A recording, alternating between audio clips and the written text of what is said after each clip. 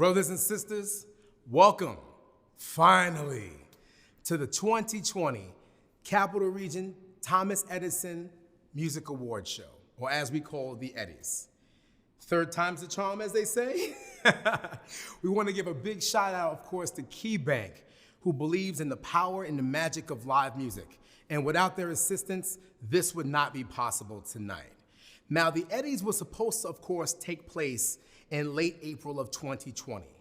But as a result of the pandemic that brought our entire industry to a screeching halt, we had to not only delay it then, but not twice, but we had to delay it 3 times. I was so disappointed. I had my outfit picked out for this. Check it out.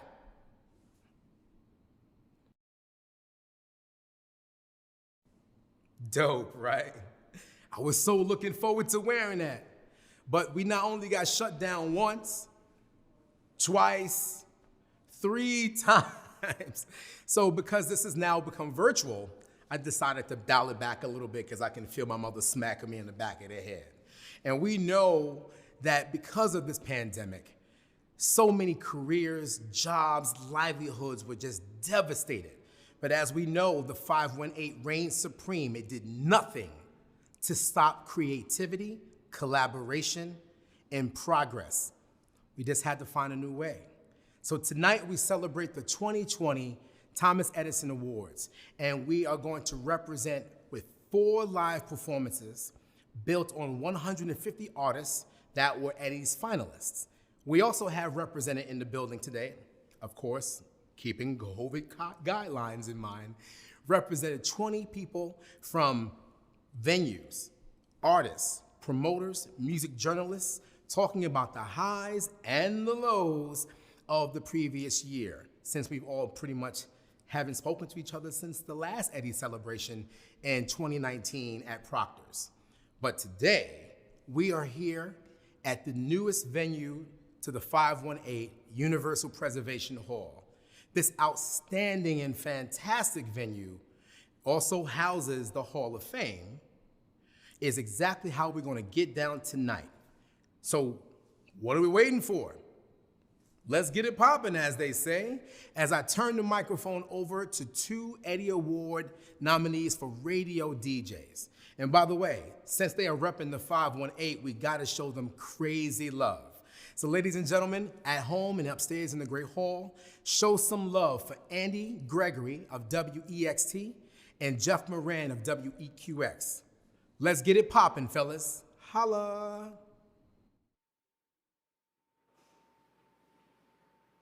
We are ready here, huh? Hello, Andy. Hey, Jeff. How are you? Fantastic. It's great to see you in this beautiful spot. And hello to the Capital Region and beyond. Yes, we are so glad that you're tuned in for this tonight. Absolutely. We're going to pretend that we know what we're doing, Andy, on these 4 panels over the course of the evening. Yeah, we have faces and bodies for radio, so that's why we're here. So. Hopefully, Andy's shoes are coming through on your screen, because that's a necessity. Or blinding. We're not really sure. Well, this first panel that we're going to get underway with, kind of a macro view of people in the media, from photographers to people in the music industry, people that write about music, speak about music, and show us their beautiful pictures of music. We've got Art Fredette from Radio X Experience on panel number 1. And oddly, I am introducing Jason Keller from WEQX. Hi, buddy. A DJ. We've got Kiki Vasilakis, local photographer. I've been practicing for my entire life, not just for this evening. You're a beloved gem in this community, so we're glad to have you on panel number 1. And Pete Mason, New York State music, fan art, and photographer. And so I guess we'll throw it right to you, Pete. 2019 was a really great year, and then 2020 came. What affected your side of the business, whether it was fan art or New York State music, in the bigger picture? Well, once everything seemed that it was about to shut down, the first thing that I thought was, how are we going to improvise like so much of the musicians that we all love? How can we make something out of this? And with fan art, it was a quick thing to just do something virtual because streaming became a thing. So we combined a little music stream with kickoff of the art show. But with New York State Music, we had to shift to, well, we cover a lot of events and there's not much of that. And we do have a good track record covering the history of music in New York State. Right. So we shifted a focus to that. And now that's a staple part of the site as we start to come back from this with event coverage, event news, and photo galleries and the like. So it was improvising. So coverage is a big thing. Coverage, And huge Kiki, thing. Kiki. Yeah, Kiki, I mean, what have you been doing? Your Instagram is just, lacking of all of the concerts and performances that you do. How are you able to fill the void? Honestly, I've been doing a lot more music portraits, I think, then. Like, still trying to stick into the musical realm, but I've been... So all album covers that we're going to see in 2021 are going to be Kiki? Honestly, keep an eye out. You might. You Nice. might. But I also, as a photographer, I find that you have to kind of be well-versed in a lot of different aspects of photography. So I was really lucky to work with a bunch of people to do not only music stuff, but like product things or people's merch stuff or, a couple things for the city of Albany. So I was really lucky in a sense where I was able to pivot and kind of do stuff like that as well. It's got to be tough to go to a business. Let's use a restaurant as an example. They need the marketing. There's limited people that are available to come in and enjoy their delicious beverages and foods. Yep. But it's got to be tough to say, hey, you've got to spend more money. You've got to, It's real tough. Luckily, I frequent a lot of businesses. I love going out, hanging out, seeing everyone. So, I had a pretty good relationship with a bunch of businesses already that, and everything started going digital. So you kind of had to have all that stuff to push out to people. So I came in kind of just at the right time and knew the right people. Yeah. Digital's the thing. Digital. Sorry for my back. First time It's your best we'll view. get this better. Digital's a big thing, and art's gone digital. So We could- started digital. That's right. No FCC license, cheaper. I won't lie to you. How long ago did Radio X? 3 years in July. Right on. And the paper was started 2 years ago. So that had to have been a huge, one up on everybody else, being a bit forward.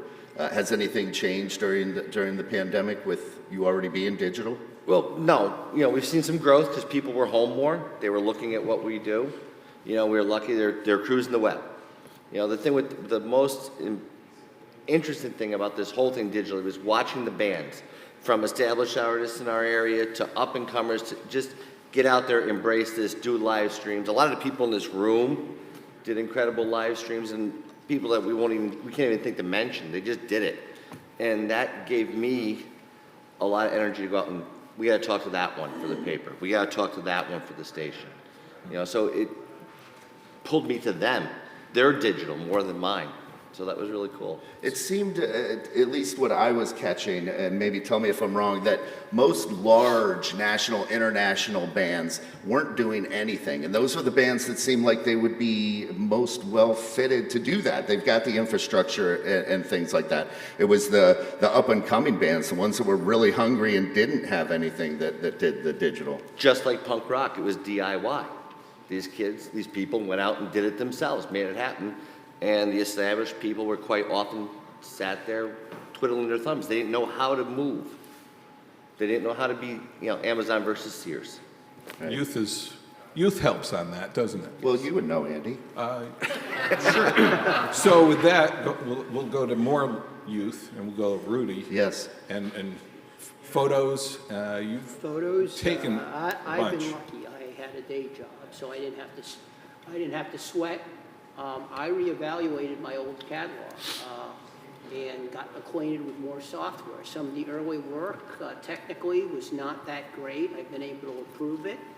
And I did get out and shoot toward the later days of the pandemic when summer broke loose. There were some opportunities for rock, jazz, and folk to go out and shoot. I did a lot of outdoor concerts. There was a venue south of here that I got bands that we're in front of a waterfall.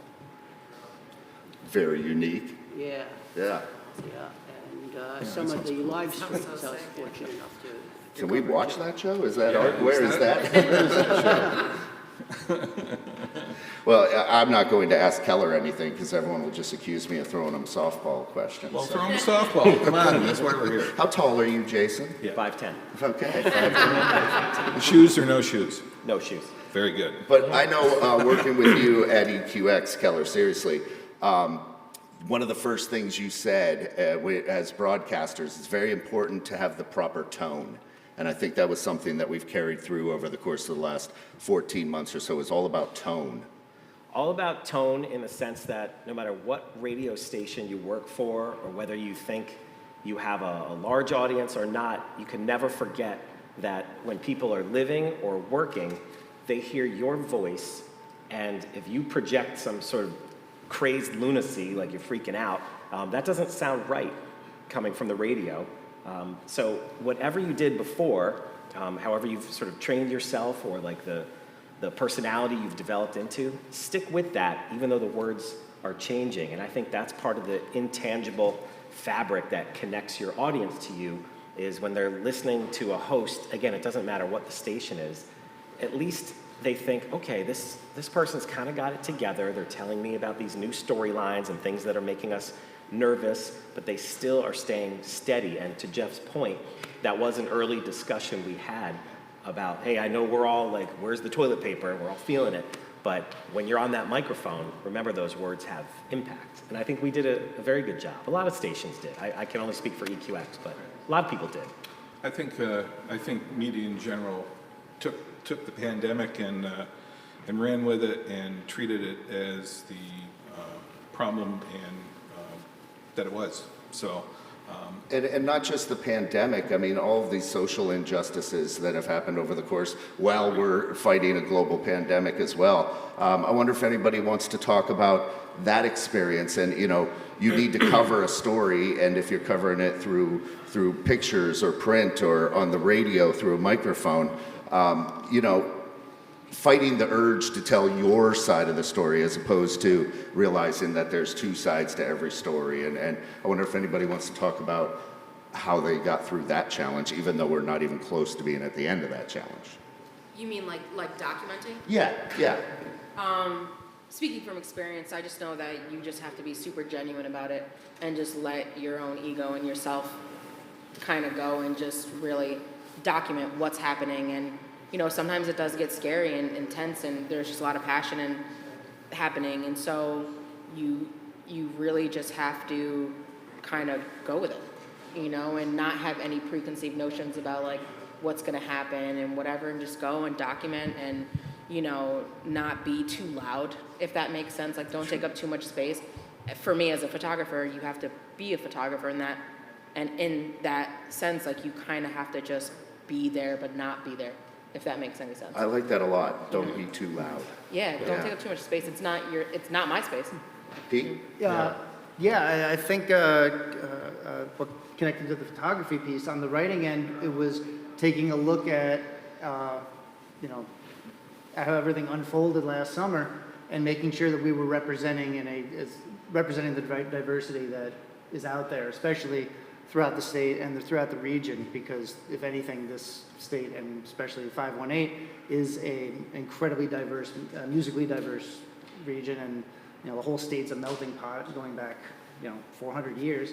So making sure that, you know, every race and every bit of music that's produced at this time is represented in a, you know, fair manner and promoted to show how much great music there really is out there being made about this. Inspired by this. I know a musician who's got an album coming out that's very driven by social issues in the next few months, and I'm really excited to see where the rest of this comes from, rather than just boredom of COVID-19, oh, I finally finished this album, to this was inspired by the events of summer of 2020 and continuing to move forward with everything. Yeah, nice. Yeah, this whole music scene, I think, in part, didn't know what to do, and then all of a sudden just rocketed. And we'll talk to some other panelists later on that have other experiences from this also. Art on your end, you know, with the experiences? We try to stay as apolitical as possible, yet show respect to, you know, what people are going through, what they're feeling. And actually, Jim Barrett came up with, we just need to be kind. Just be kind. It's not always easy. You know, we're all human, and we make mistakes. But we try to say, you know, not to keep it off the air. Let's show, especially like in this market, how much diversity we have. How many great people we have that are working together across the aisle, just making things happen.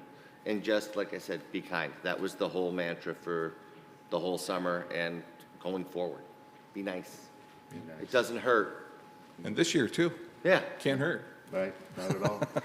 Keller, you want to add something? I was Yeah. going to say also with on air, when you have a station like EQX that is music and commentary, sometimes you just have to deliver a quick event. Like for instance, just a week or two ago, you know, when I'm on the afternoons 3 to 7, I don't report every news story, but you have to report the verdict of the former officer Chauvin George Floyd story. So I know people are getting buzzed on their phone and everything, but I feel like that's one of those moments where people are driving or living and they're going to remember that moment where they heard, again, tone.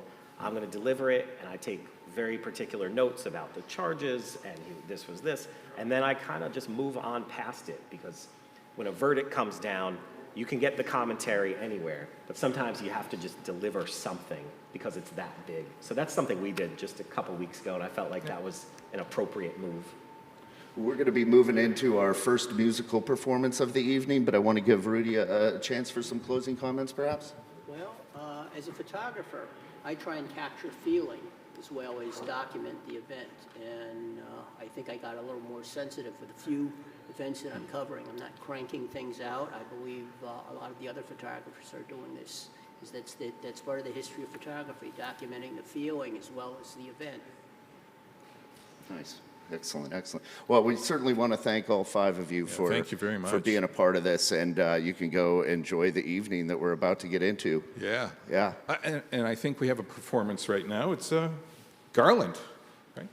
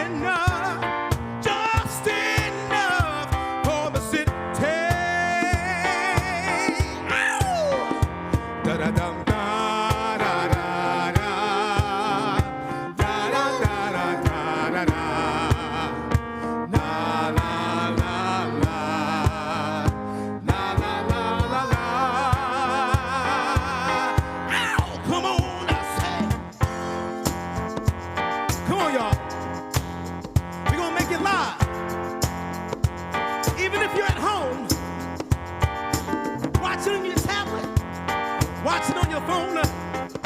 We're gonna make it live. Yo, one time. They got a son. He more sense than many.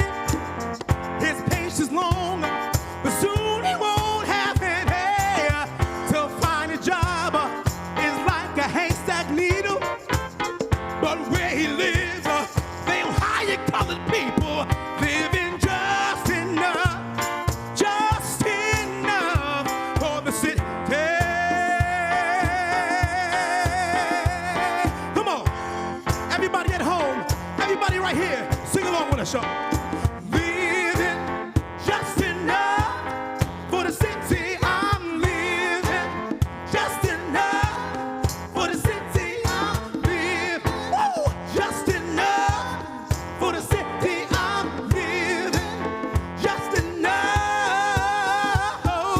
Living just enough for the city. I'm living just enough for the city. I'm living just enough for the city. I'm living just enough.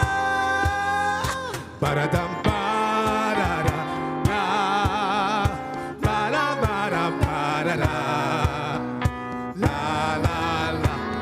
What? La, la, la, la, la. Everybody up there, come on, y'all. La-da-dum, ba-da-da-da. La-la, ba-da, ba-da-da. La, la, la, la. La, la, la, la, la. Brothers and sisters of the 518, doesn't it feel good to perform again? Doesn't it feel good even if you're at home? Doesn't it feel good?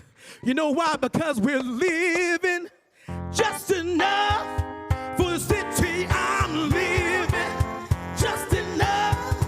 Just city. I'm living. Come on.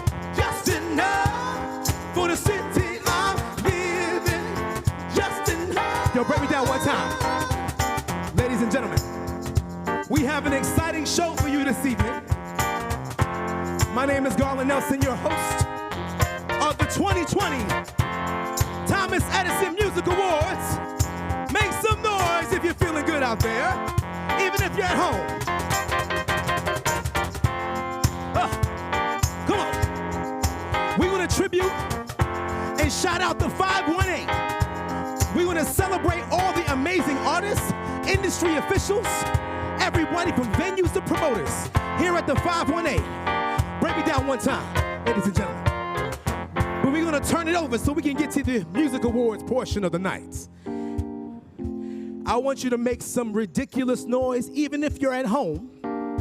Just put your hands in the air, wave it high, like you're on Zoom or something. Put your face and give it up to our co-founders of the Eddie's Music Awards. Show some ridiculous noise for Sal Prizio and Jim Murphy, who had the courage to make sure we represent the 518 in spite of the pandemic. Enjoy. Fellas, turn it up! Just enough for the city I'm in. Just enough.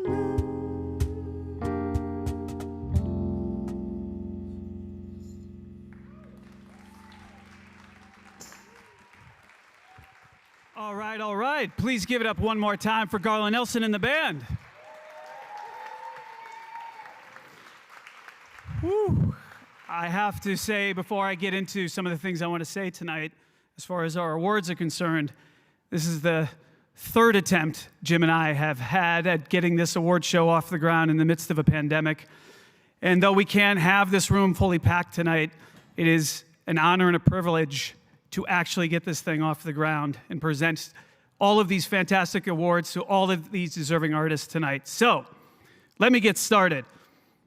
First of all, we have to thank Garland Nelson once again. He's everything that is good about the 518 music scene. And it's a blessing to have him here tonight. And he's one of the leaders of the Capital Region. So thank you, Garland. I also want to say on the screen tonight, if you're watching at home, We have a virtual tip jar. All of the money that's going into the tip jar tonight is going to our 4 performers for the evening. And please text Eddies to 41444 to give. Again, it's all to support the local musicians and who make this music scene such an amazing part of our community here. So thank you. I also want to, as we're talking about the tip jar, we got to give a shout out. There's 4 breweries in the area that have supported us and stepped up to give to the tip jar so we have our numbers be really good for the evening. And those are Fort Orange Brewing Company, Indian Ladder Farms, and Cidery and Brewery. Yeah, go ahead. Stump City Brewing, Wolf Hollow. Their participation was coordinated by Facebook group 518 Brews. And thank you again. Eddies, text Eddies to 41444 to give. As Garland said, the awards tonight are work for 2019. There are 34 categories we're giving out awards for this evening, honoring the breadth and depth of the work in all aspects of the local music scene. I'm just going to give you guys a brief overview. When we did the first Eddies Music Awards in 2019, for honoring 2018, sorry, it's been a couple of years here, Jim and I learned a lot the first time around, and as a result, we expanded our judges pool. This time we have over 100 judges that met with us. Jim and I did over 16 Zoom calls with them, several meetings. We even had a nomination committee this time. The goal is we're never going to be perfect at this, but we're going to keep on trying and trying to make this as fair and equitable as possible and recognize as many hardworking people in the 518 as possible. So we just wanted to let you know some of those things. This year, our judge, we have venue operators. That judges pool that we're talking about was venue operators, engineers, journalists, and others in the music industry. We prohibit judges from voting for themselves. We monitor all the judging process, and then we have third parties go through and make sure that all the voting is on the up and up. So we just want to let you know we're trying everything we can to make this as credible and as transparent an organization as possible, and we hope you guys will appreciate it for years to come, and it'll be a foundation of the music industry in this market for a long time. So thank you. So enough of that stuff. I just wanted to get that out of the way. Those are the technicalities. Let's get on to talking about some awards here, okay? We're going to start with Music Journalist of the Year. The nominees are Amy Biancoli, the Times-Union; Katie Cusack, the Collaborative Magazine; Michael Hallisey, the 518 Spot; Indiana Nash, the Daily Gazette; Jim Shahan, the Times-Union; and Tamani Woolley for Spectrum. And the winner is Katie Cusack of the Collaborative Magazine. Our next award, and as you guys will see tonight, we don't actually have people coming up to accept awards. You know what? I'll actually take a moment here to show you guys. These are what our snazzy awards look like this year. It has the nice Eddies logo. Very lovely. We're very excited about this year's awards, but we don't actually have people coming up accepting awards tonight because we can only have so many people in the room. There, got that out of the way. All right, so the nominees for Arts Publication of the Year are The Chronicle, The Collaborative, Nippertown, New York State Music, Preview and Times-Union, and the Spot 518. And the winner of Arts Publication of the Year is Nippertown.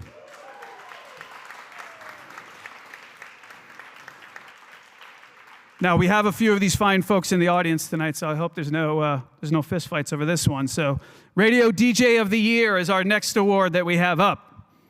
And the nominees are Brian and Chrissy from WGNA, Art Fredette, Radio X, Andy Gregory, WEXT, Bill McCann at WCDB, Jeff Morad, WEQX, and Chris Wink at WEXT.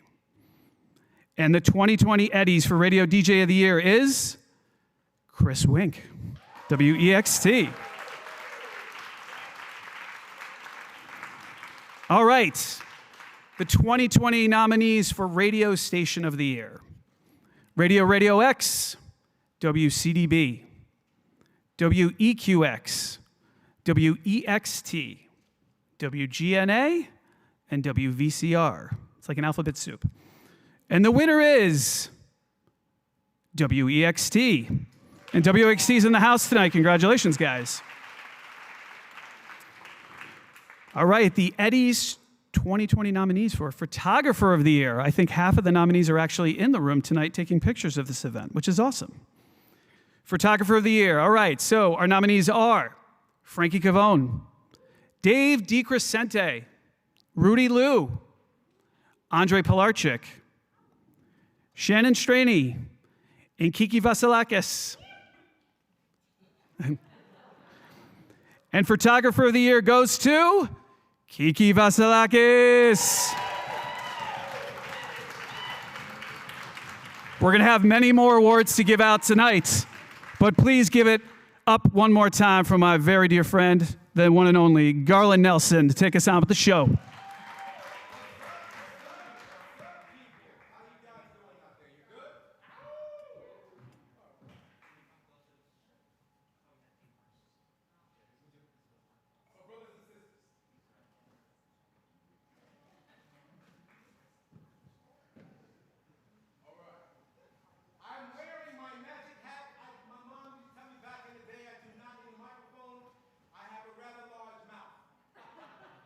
That is not a problem. So I'm wearing my magic hat whenever it comes down to doing production work. You can ask members of Soul Session and the rest of the crew. I'll put the magic hat on just to make sure everything is all good.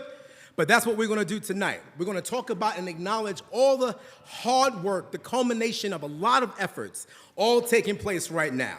Please give a big shout out to the unbelievable judges, the producers, as well as the 40 people who are working behind the scenes to put this production on this evening.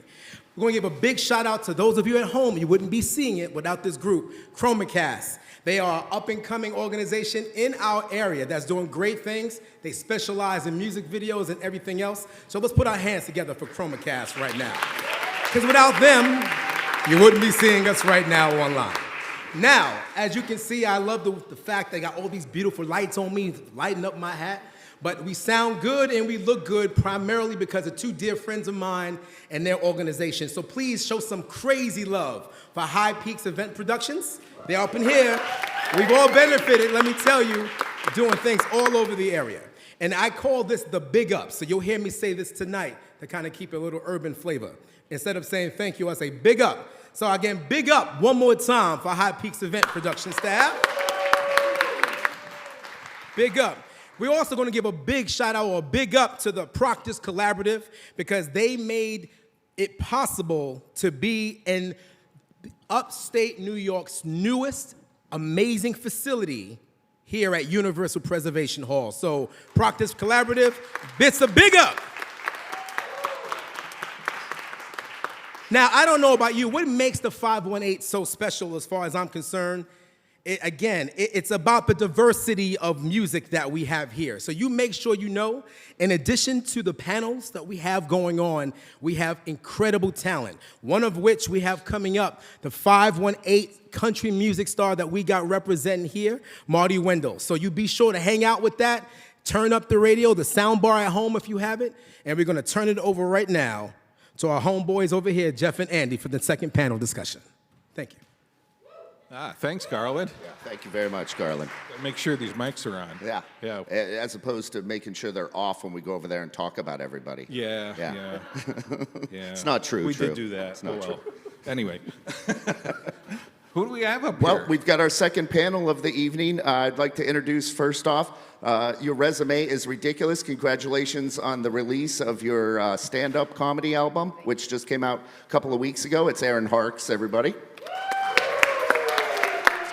And right behind me, I did that wrong because DJ True Master is in the house. We've got Alex Torres on panel number 2. Hello, Alex. Musician. Musician. Musician. Musician. It's going to be fun talking about music in the pandemic. Who else do we have? Oh, yes. We have Katie Hammond, Troy Bidd, and the band Beargrass. And also performing just a few minutes ago. It's back and forth. You guys, wearing so many hats. I love your local hat. We've got Chris Dollard here on the panel number 2 with us. Where to begin, huh? I don't know. Well, what we have here is all performers, and really performers were affected really bad by the pandemic. So we could start with maybe the one that maybe turned her ship all over the place, turned it upside down, inside out, all over, and became a reluctant retailer, Aaron Harks. So did you really expect any of this to happen? No. Obviously. But how did it feel to change from performing in comedy into something that you were not really expecting to do? I mean, it didn't feel great.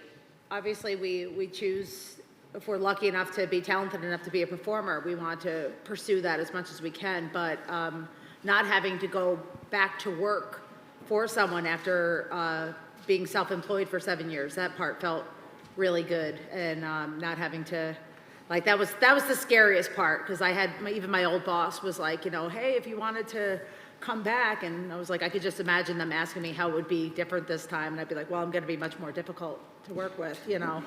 But so that was scary. So it was nice to be able to stay self-employed for that. But I definitely, obviously, missed the performance and the audience. Now, do you miss the comedy part, the performing part, the original music? I mean, you do it all on that. So. I missed the comedy more than anything. With the music, especially since the majority of the shows that I do are like, you know, every night shows in the corner of a bar. So I'm used to being ignored doing that. But like the comedy, you need that instant gratification, you need that reaction. So I tried a few Zoom shows, and even like the 2-second latency made everything feel like a pity laugh. So it was just really difficult to try and do the shows that way, and that, like, impossible. My hat's off to anybody that was able to do comedy on Zoom for that time, because I just couldn't do it. And I had my first live show a few weeks ago, and I would have cried my eyes out, but that's not really very funny. So it was really great to be back on there. I don't know.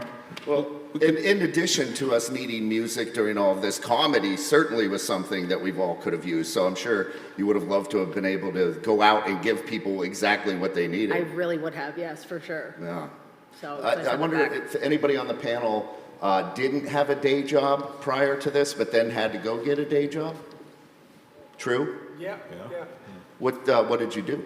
I ended up working with Corey Nelson in the kitchen of the Albany Cloud Food Hall. Great spot. It's a great spot. I just helped organize the kitchen. I was doing a lot of food prep, but it wasn't something that I expected to do. But he needed some help, and I needed a little bit of work. Right. So it was pretty symbiotic, and I did that for about 4 months. And I recently stopped because my work is starting to pick up. Good. That's awesome. And kudos to you for going out and doing what you have to do to put food on the table. That's And so much respect to the entire kitchen staff of the planet Earth. right. So much respect. Yes, absolutely. And especially during this, like I just recently had to wear a mask for an extended period of time. Really gave me an appreciation for those obviously in the healthcare field. If we should maybe give it up for everybody in the healthcare field for sure. Absolutely. And anyone in a kitchen, a hot environment like that has to wear a mask all day. And yeah, that's something. And it's probably a little weird to go from everybody up here, very recognizable everywhere you go in the 518. People know you. So I'm sure there were a lot of double takes like, is that true back there? Yeah, but I bet there was good music in the kitchen. There was good music in the kitchen. Did you make sure that was happening? Actually, Corey has impeccable taste in music. So, you know, once in a while I pick out some songs, but he always had a nice vibe, and it just kept the work atmosphere, you know, pretty positive and productive. So, yeah. Because I could see that helping the vibe in the kitchen, you know? Yeah. Long, hot day. Right. Katie, I know in Troy, because I'm signed up for the regular email blast, you stayed right on top of it as far as doing things for the Troy bid goes. Yeah, you know, I think I shifted a bit from some personal stuff I was working on to really focusing really very deeply on making sure businesses could stay afloat and make sure that they had all the information that they needed as soon as we heard about it, they were the first to know. So it was difficult because everything was changing so quickly. For the small businesses, whether they could be open, if they had to be closed, if they could have people in their spaces or not. So. That's a lot of tracking down and a lot of updates to be doing. A lot of updating. Yeah, right. But you also stay busy as a musician. Yeah, so Beargrass only had a few shows because everything obviously had to be outside. So we were only able to have a couple of shows outside. However, for my job, I run Rockin' on the River, which also means I run Rockin' at Sage Park, which is our version of Rockin' on the River this past year, which we were able to showcase a lot of different local businesses and also live stream those performances with some in person as well. I wonder, it's got to be tough up on stage doing virtual performances because you don't have the feedback from the audience, right? But you've maybe grown used to that. Do you see these virtual performances continuing even when we can go back out at full capacity? Would anybody prefer to continue doing virtual performances? I think we'd all definitely rather play to a live audience than we would virtually. It was a necessity in 2020 to do that. My trio, Brown Liquor Social Club, we were able to pivot the virtual show, and people who were viewing us online were like, geez, I wish you could come to my house and do that. We can. And so we started booking socially distanced front yard, backyard concerts, and we ended up getting well over 300 inquiries. We were doing 5 or 6 of them a week. Wow. Yeah, Nice. people's backyards and front yards, front porches, wherever. So that pivot was a saving grace for me because I'm a full-time musician, so. Nice. I think we'll get to that in another panel too, but full-time musicians versus part-time, doing it for fun and a little bit of money is something different than making it your livelihood. And that's where it got stranger to do, I think. Right. I mean, Alex, you have a bunch of shows. We were talking a little bit before. You had a bunch of shows, but they weren't canceled. They were postponed. And that's a big difference for some people. Yeah, we were very fortunate. We kept getting calls, sorry, Alex, we got to push this back. They kept pushing it back. And I said, no problem, I understand. And of course, 2020, with the pandemic year, right, is our 40th anniversary. The band turned 40 years. So we had a lot of shows, and that was it was heartbreaking because we are used to having our fans, and the people had already booked us way in advance for the 40th anniversary. But the show must go on, as they say. We hunkered down and we kept rehearsing. We're fortunate because we have our own recording space and rehearsal space, and we were planning to do the 40th anniversary album anyway. So we just rolled up our sleeves more and started writing more tunes, and so far we're on track to release it in the fall. But our saving grace, and we always thought just after rehearsal we'd sit down and talk.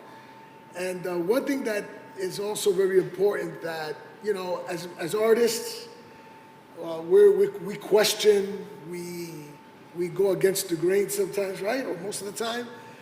But a lot of people were not questioning, from my point of view, the mental health status of a lot of the artists in the 518 area that were struggling. Like, what do I do now? Especially if they're depending on getting that food on the table. And like Mr. Dollar over here that is a full-time musician, and thankfully he made it work. Other musicians could not. So those people were always in the back of my head, and we used to do a couple of buddy checks. And of course, us maintaining our rehearsal was almost our own psychiatric division. We kept ourselves grounded. We talked to each other after rehearsal, like what's bothering us, what's going on. And that was huge during this crazy year. I'm so glad you brought that up, Alex. Thank you. That's hugely important, thinking is about family. the mindset of the musicians and how are we going to make it. And I want to throw some props to our team at the radio station. When this all started, we put a link to every local area musician on the website with the suggestion just being, if you can, just go buy some merch, buy an album from them, let them know they're still relevant, and that continues to be up there now. And I'm so glad you brought that up to make sure everybody knows how much we appreciate them and can't wait to see them again. Absolutely, absolutely. So, going to see shows, that got tougher. Some people don't want to. Some are kind of iffy about it. So for you, Katie, putting on those shows, did you find that some bands just didn't want to because of, hesitancy, or some were like, we gotta, can you please put us on? The majority of people were very excited to have something to do and to be able to be in front of at least some people. We had capped at 50, so they were just excited to be in front of people at all. But honestly, there were a few bands who just said, I just can't do it at this point. Would love to, but just isn't going to work for me at this point. I wish we could have had them, but. Well, I'm sure nobody more than the 5 panelists on here would appreciate it more than the virtual tip jar. That has become such a thing. So again, as Sal mentioned, the information is on the bottom of the screen. Please throw anything you can in there. It'd be greatly appreciated going towards the musicians that are performing tonight. And we're going to throw things back over to our incredible MC for the evening. Garland. Thank you, my brother. Let's give a big round of applause to our panelists. Even if you're at home, you can do it together like Hercules. Marty Wendell grew up listening to rockabilly, folk, pop, country, blues, and gospel on that old Philco radio in the late 1990s, influenced by artists who recorded at Sun Records in Memphis, Tennessee. Marty entered the Church Talent Show. This launched a career that stretched for more than 5 decades. On the strength of his 1968 single, Hey, Hey, Mama, he was booked as the opening act for Johnny Cash and his troupe that included the Carter Family, Carl Perkins, the Statler Brothers. Marty and his son, Sean, guitarist, co-writer, and producer, were also guests on Johnny Cash's final tour. In between and since, Marty has played thousands of gigs, including many with a vast array of country superstars and numerous albums to boot. For those online and those in the Great Hall, please show some love for 2020 Eddie Music Award nominee for Country Bluegrass Music Artist of the Year, Marty Wendell, and his son, Sean.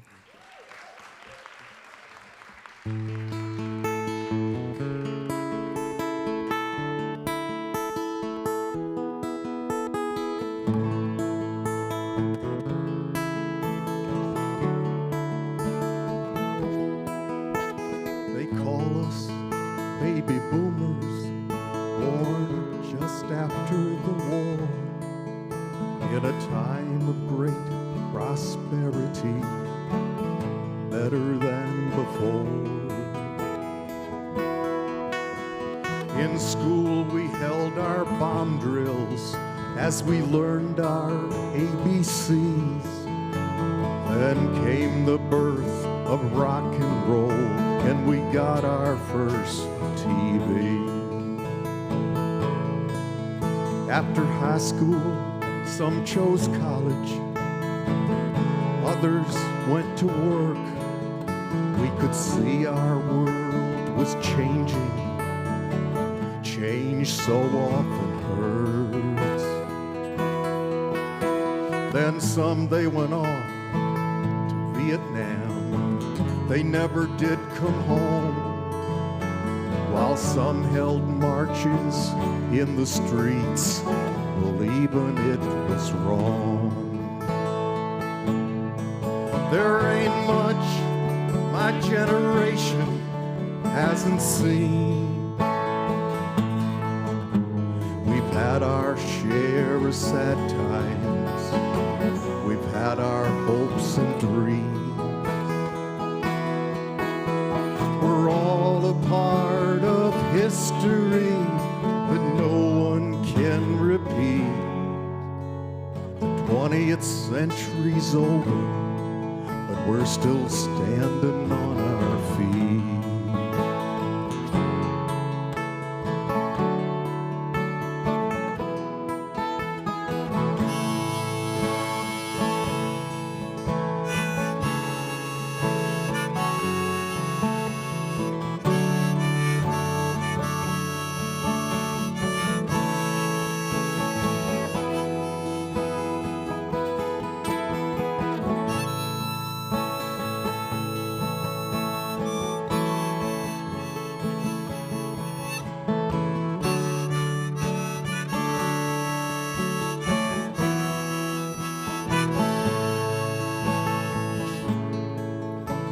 The years they kept on moving. We'd lost the Kennedys and King, while some tuned out at Woodstock, others tried to change some things. We've heard rock and soul and country. We don't dance much anymore. Cable TV and computers have the whole world at our door. And we persecuted the holy ones. We've canonized the clowns. We've lost parents, friends, and heroes as it all comes back around. We settled down, made our homes, raised our families. Now our kids and grandkids must make the journey that we're trying to complete. There ain't much my generation hasn't seen. We've had our share of bad times. We've had our hopes and dreams. We're all a part of history that no one can repeat. The 20th century, it's come and gone, but we're still standing on our feet.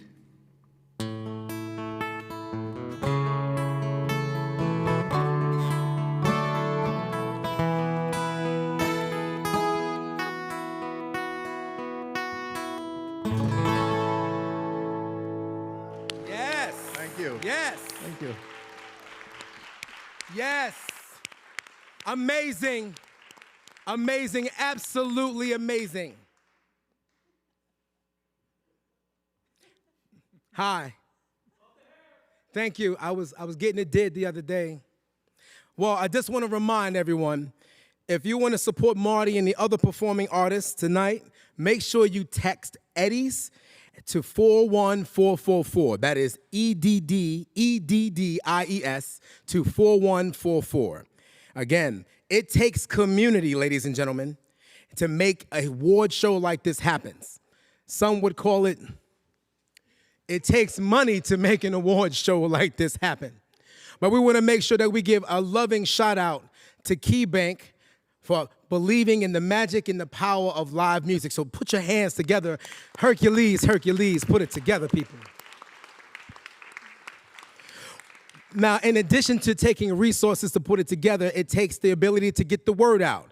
So as you see, the brother has been holding court at the panels. So please give a big shout out to their respective organizations, WEQX and WEXT. Show some love for them now. They get the big up shout out all the time because they be hooking us up. They be hooking us up, right? And continue to show some love because we also have to record and do production. So continue to give a big up for Over It out there, Parkway Music, and SEFQ. Now, you guys don't want to watch my hair anymore, so I would suggest you right now, I'm going to turn it over to my man, Jim, and he's going to announce a couple of more awards out there. So show some love, y'all. Hercules, amazing. Thank you, Garland. Before we resume announcing nominees and winners, we want to let you know that a list of winners will be posted on our website, theeddiesawards.com, after the show. We'll also have photos tomorrow, and they'll be live streamed for the coming days, weeks, and months on YouTube, Facebook, and our apps. So please, if you missed a portion of the show, check it out. It's another opportunity to text Eddies at 4144 to support those performers. I want to give a shout out to this guy looking at me through a camera lens right now too, Andre Pilarczyk. He's in the house tonight. He was a 2019 Eddies Music Awards winner for his photography, and he was a nominee tonight. We're going to post his photographs again tomorrow at theeddiesawards.com. So thanks to Andre for all you do, and thanks for making me look good once in a while. It's probably too early to let the cat out of the bag and tell you the whole story. Sal and I will do that later, but at least I can reveal that the dates and locations for both the next Eddie's Hall of Fame celebration and the next Eddie's Music Awards will also be posted on our website tonight. We'll announce those at the end of the show. But right now, I want to get into celebrating some more nominees and some more winners. So let's start with Solo or Duo Artist of the Years. Cover artists, Chris Dollard, Dos Amigos, the PJ Duo, who were 518, now they're in Nashville, Aaron Harks, Carmen Lookshire, and Rich Ortiz. And the winner tonight is Aaron Harks. Obviously, Erin's in the house tonight, so give her some love afterwards, and now. The Eddie's nominees for Party Cover Band of the Year, the bands that keep us hopping 365 days a year, except during COVID, are the Accents, the Audio Stars, Bad Chaperone, Funk Evolution, the New York Players, and the Refrigerators. And the Party Cover Band of the Year is the Refrigerators.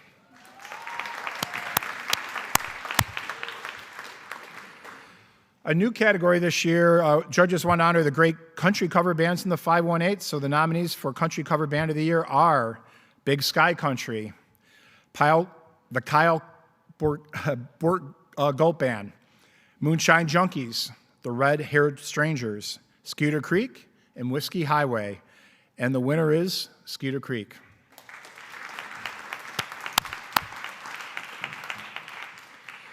And your nominees for Capital Region DJ of the Year are DJ Element, DJ Ketchup, DJ Ciroc, DJ TGIF, DJ Truemaster, and Intel Hazefield. And the DJ of the Year is DJ Truemaster. He's in the house tonight.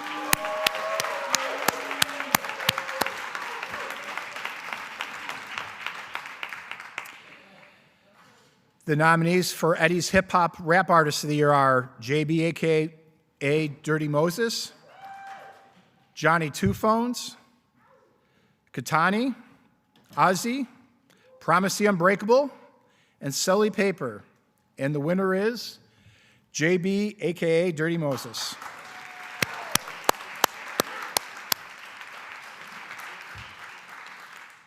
The nominees for the Eddie's Music Awards Electronica Artist of the Year are Bear Mattress, Horse Apples, Major Nino, Money Montage, Razy K, The Raisin Man, and Sadoko.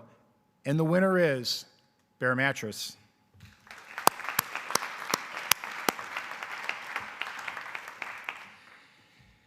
The Eddie's Music Awards nominees for World Music Artist of the Year are Tanya Sealy y la Bandada Ribaldi, Gulfstream, Herd, Robonic, Sten and Maria Z, and Alex Torres and his Latin Orchestra.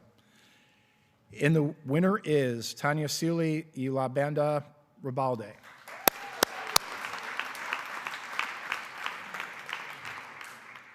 And now we have the Eddie's Music Awards Classical Artist of the Year's nominees. Albany Pro Musica, the Capital Region Wind Ensemble, the musicians of Milwaukee, I always get that wrong, St. Rose Camerata, and Schenectady Symphony Orchestra. And our winner is Albany Pro Musica.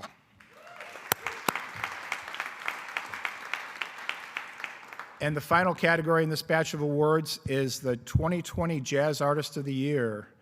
Joe Barna, Michael Benedict, Peg Delaney, Chuck Lamb, Dylan Perillo, and Keith Prey are our nominees. And our winner is Dylan Perillo.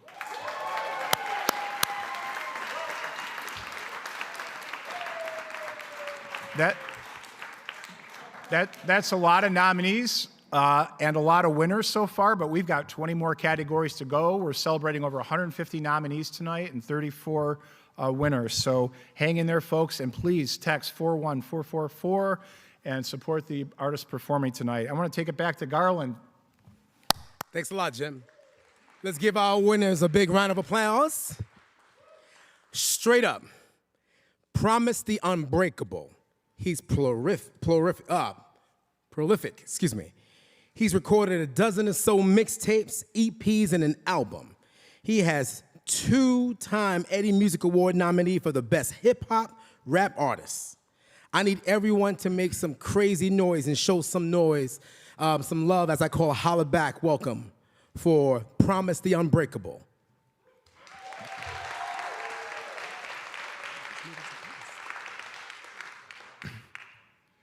My mother say, baby, the moon is the first milestone on the way to the stars. You don't even know where you are. Even the ocean holds it up a mirror. And I see the earth from my window, right over the dark side. I can feel my gifts float. I'm a little young, but I'm ready to shine throughout the dark all night. So moon child, go and show us your might. Deliver us the moon. Go and show us your light. Oh, it shines so bright when it's dark outside. Deliver us the moon.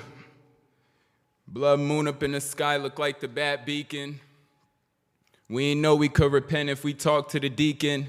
We ain't know God would give his son for our sins we ain't know before we stepped in that party this weekend. I mean, we ain't know what we didn't know. And we ain't know that our parents would raise us and say we didn't grow. We ain't know that beauty was in the eye of he whom behold. We ain't know that we ain't know, but we always willing to learn it. We ain't know when you see a bridge, you ain't supposed to burn it. We ain't know, but see, we'll swim if what's on that side's really worth it. We ain't know that imperfection was perfect, and I know that's for certain. Look where we at today. It's always darkest before dawn each and every day.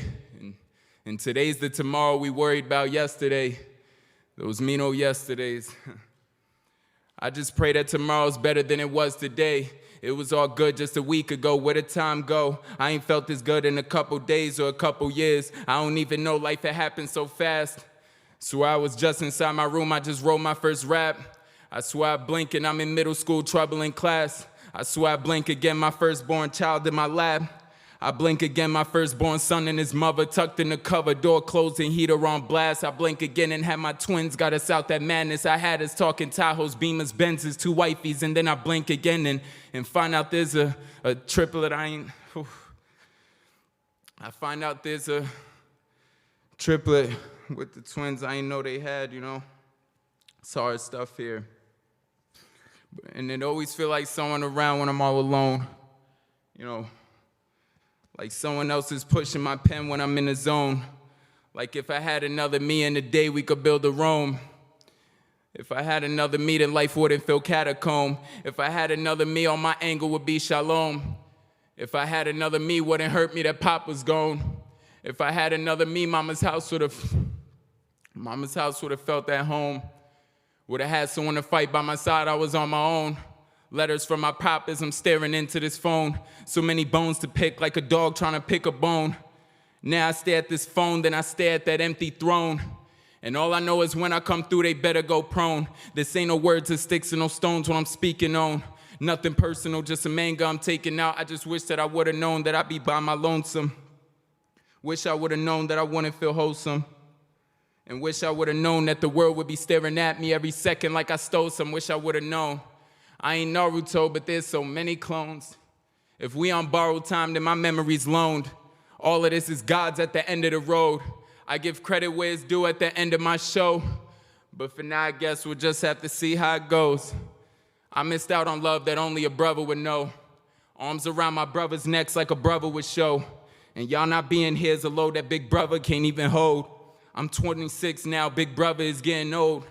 Hopefully this helps to get all of our stories told. Hopefully they think of a man and I fit the mold. Hopefully I'm who y'all would love if you lived to know. And hopefully my sons are the vehicles to your souls. Maybe I ain't have you because they needed you more. So watch over a hottie, look out for my Toby Tobes. Will I meet you both in some other life? I don't even know. But one thing I know's for certain and two things I know for sure. It was y'all that kept me pushing at the lowest of my lows. Now I'm at my highest, half full, but I got the glow. Moonchild blues, the melody I bestow. How long can I keep this rhyme scheme going for? I don't know. But you could bet your bottom dollar like a car up on the toe. I got the city to the whole, behold. All that glitter ain't gold. The moon shine, but it's cold. Mama went 1 for 3, but let's be happy she even scored. We don't get to pick opponents, we just aim for the goals. She faced life and other problems, I can't blame her for those. We here on the same road, just barely making the toes, but she would crush money handed to me, I would already know. It's like we speaking in codes. Only real ones would know. I say, Mom, getting old, she say, we all getting old. But you gonna live forever, boy, I feel it down in my toes. So I'ma live forever too, because you're me on the low. But you your father's son, Baloo and Mowgli on the low. 1 for 3 isn't too shabby, at least we on the board. 1 for 3, but when it's tied, that point was all that she wrote. 1 for 3, do it for your triplets awaiting us home. 1 for 3, but promise, look how far you came on your own. Those mean old yesterdays. I want to thank everybody for having me. It's a poem I wrote called Deliver Us the Moon, a little conversation between my mother and I just felt the need to share it with you guys.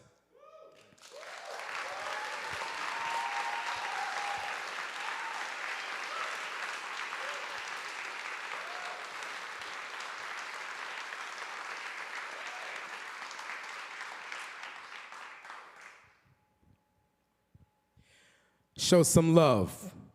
Promise. The unbreakable, prolific, extraordinaire. So, ladies and gentlemen, brothers and sisters at home and the Great Hall, we know that this year has been interesting, to say the least. We can spin it in every negative or positive direction, but I just always find myself being more on the positive side of the equation. If we are here, if you were able to hear me speak, if you're able to lay eyes on me, that means we were blessed with another opportunity to share love, give love, and to love. We have to know, especially in the music business, that even though we came to a screeching halt in every aspect of the industry, that like technology affords us, we found a way to reach out and touch our audience, our fan base, meet new audience members and fan base members. We found a way to keep it moving because the creative process doesn't stop for anything. Make some noise if you feel me inside the Great Hall up here. We also know that it definitely, in our livelihoods, it really kind of impacted it ridiculously. But if we have another day, we can find an opportunity and find another mean to make a living by community collaborations, relationships. As a result of this pandemic, we had to literally reach out and do things that we would have never even thought we could do. So that's the positivity that I take from what happened over the last year. But I would be remiss to also acknowledge what we lost this year. And as we uplift the 518, and the 518 has so many talented people that makes our community the thing that will become soon the envy of the world. I believe that, by the way, especially with the Eddies going on. We lost so many people that we literally could not even run a scroll on. But what I wanted to do tonight, with the permission of the staff here, is I wanted to take an opportunity to light a candle for our brothers and sisters, not necessarily because of them passing, so we can literally celebrate how they lived. And I think personally, as opposed to doing a moment of silence as performing artists, we kind of want to make sure we do it the right way. We want to make sure we clap it up for our fallen soldiers. Brothers and sisters of the 518, to light this candle in their honor. We know that we are still struggling to to get our industry back on its feet. But let's clap it up for them. We represent something bigger than ourselves in the 518. Thank you very much. And it's only fitting that one of the organizations, or the several organizations that were struck the hardest, were the places that we perform. So right now I'm going to turn this over as the candle burns to our hostess with the mostest for our next panel discussion. Thank you. That was really great, Garland. Thank you. Very Thank nice. you very much. Yeah, we miss a whole bunch of people, and it's never easy. But there's venues that we also missed, but some kind of turned it around pretty quickly, or kept going the same way. So who do we have on this panel? Well, for panel number 3, we're going to get right in. We've got from Cafe Lena, Sarah Craig. Thank you so much for participating with us. I have over here, I don't know why you're sitting apart. I mean, for God's sake, you, okay. Melanie. We've been apart in 14 months, so we're okay. Oh, yeah, so you actually asked for that, right? So, Melanie Kramer, Rich Labuti of Cersei. And a man that needs no introduction, but they've told us to give introductions. From Guthrie Bell Productions, it is Greg Bell.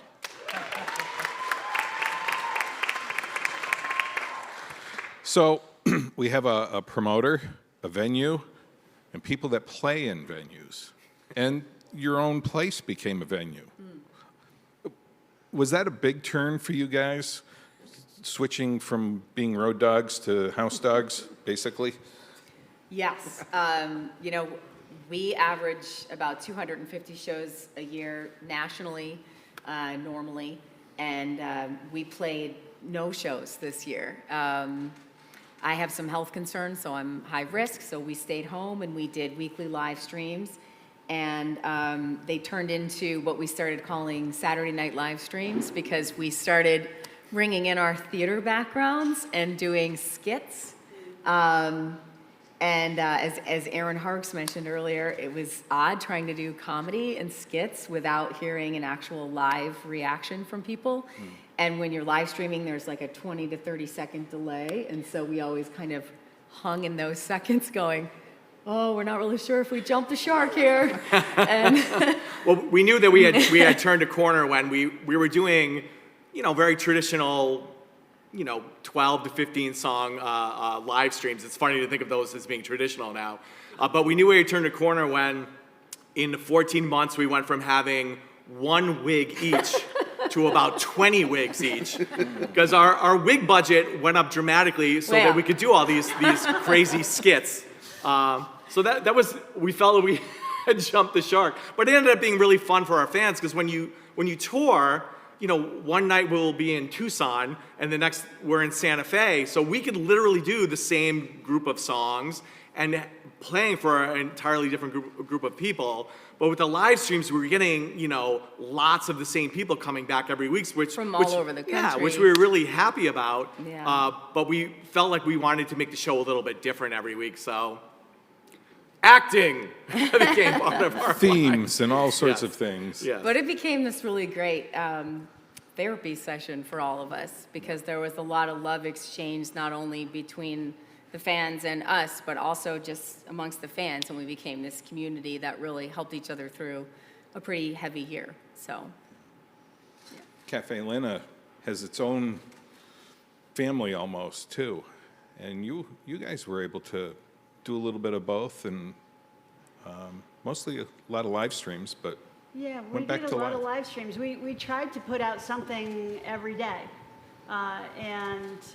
It was, you know, it kind of turned our little staff into frontline workers. We applied 4 times to the state to be allowed to continue to keep doing shows on our stage with no audience. And it took about 3 weeks or so. But finally they said, okay, you can be a broadcast studio, and that's an essential business, so you can keep doing this. And the end result is that we had about 250,000 people tune in. We put, the people watching, the tippers, the viewers, put more than $100,000 into the pockets of more than 600 musicians That's amazing. during the year. So it was phenomenal. Yeah. That's amazing. Greg Bell, I think that I'll have to check with my wife about this. I'm pretty sure you're the first person that we thought of when everything started to lock down. And what the heck is Greg Bell going to do? And Greg Bell I wasn't nervous that you wouldn't vocalize it because you're not usually quiet about things. We knew you would vocalize. We got to turn to Greg Bell for what are we going to do. And for those that don't know, Greg has been booking shows in this area for most of all of our lives. And 29 years. 29 years. And so you tell everybody what you decided to do when you first realized this was going to be a long haul type situation. Well, first I started canceling shows, then I canceled a few more shows, then I canceled all the shows, and I refunded everybody's money. And I started reading a lot and cooking a lot and taking walks. And, for a while I kept thinking, okay, a couple more months, another month, it's going to be over, and it wasn't. But, musicians need to tour, musicians need to play. So throughout this whole thing, I've been in contact with bands and agents and management and, setting up shows that we knew were probably not going to happen, but we wanted to have them there just in case. In the fall, when things started getting a little better for a while, and they were talking about you had to have incidental music. You could only have music if it was incidental to the meal. So we started a supper club at the Hollow where we sold tickets for dinner, and there just happened to be very popular musicians on stage during that time. And that worked out well, but then COVID started kicking in again, so we canceled a bunch of those. And since then, right now, my calendar for the fall, if we can open up, I will have a show every day for the next 6 months. And I have 2 or 3 bands wanting dates on almost every date coming up because everybody's just dying to get back there. I've been doing stuff at the Hollow again, supper clubs again, which limited capacity, masks away from your table. You have to be seated. You have to have reservations to get in. And pretty much everyone sells out now. A year ago, if I had 45 people at my show, I'd be crying because I'd be going broke. And now 45 people is a sellout, and I'm kicking ass, Yeah, nice. It's a funny point he makes there because with the 50% and stuff, every show's a sellout. Whoa, Right. Yeah, I think We're not Matteo, at 50% yet. Well, you know what I mean. Matteo, the drummer from Wild Adriatic, made a little jab at all of his musician friends the other day on social media about that. Congratulations, right. You all are performing at sellout shows now. All 5 people. Yay. Yeah. I'm maybe asking this on behalf of everyone watching at home, because I've heard a lot of people say this. When shows come back, can we have them earlier, please?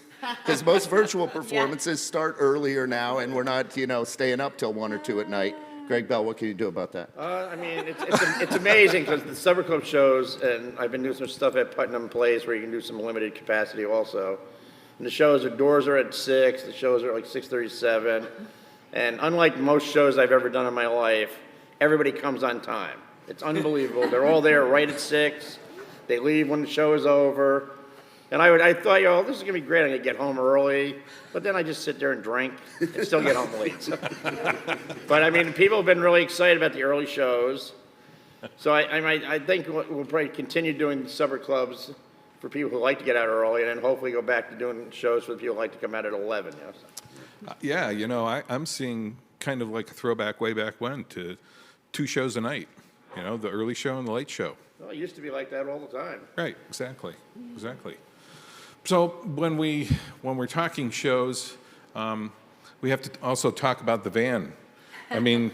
You haven't had to drive that thing at all. So the expenses have changed a bit too. Yeah, we were spending probably about $12,000 a year on gas. So that obviously dropped to about $40, in the past year. We got a reduction in our insurance because we weren't driving the van. Too fast. Too fast. It's been weird. Our expenses did go way down, so that is great. And our fans have been really awesome to us with the virtual tip jar. enough so that we've been able to survive. But I mean, it's definitely, there were some lean months, especially when the weather got warm and people started going outside. And, fortunately, the COVID numbers were down, but, we couldn't really perform, but we, still did a bunch of live streams.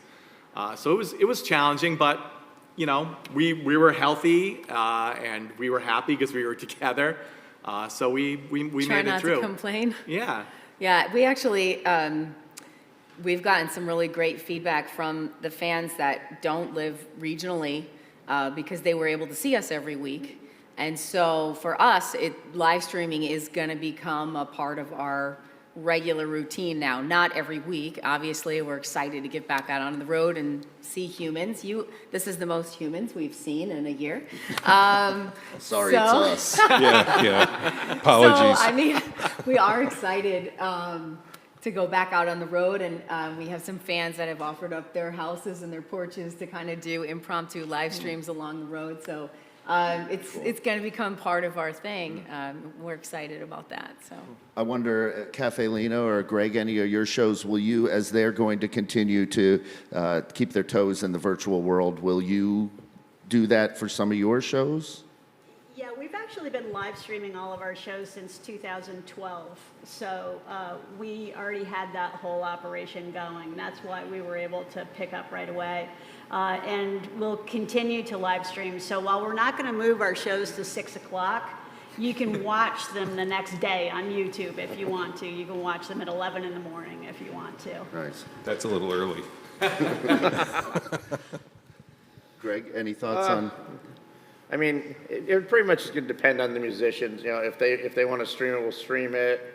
I mean, I know how much streaming meant to musicians, but for me, I need people. So I mean, the live show is what I live for, and I'm glad streaming has been successful for many people and it kept them alive.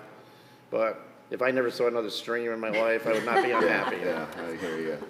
Well, we appreciate that you're all still here fighting the good fight, and we appreciate you taking time to speak on the panel. And I think we're going to throw things over to Sal now. Over to Sal. All right.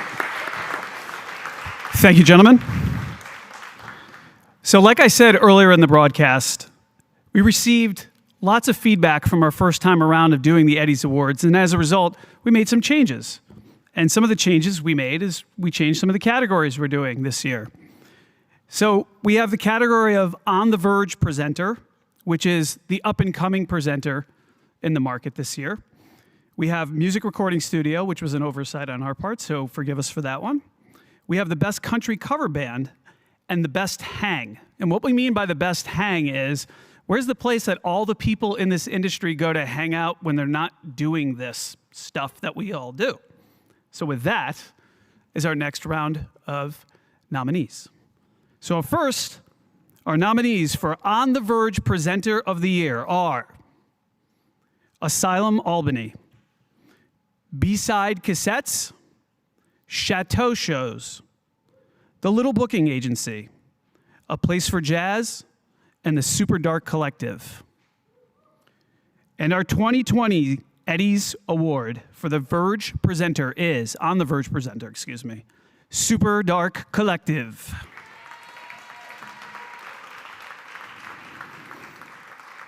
And now for Promoter of the Year.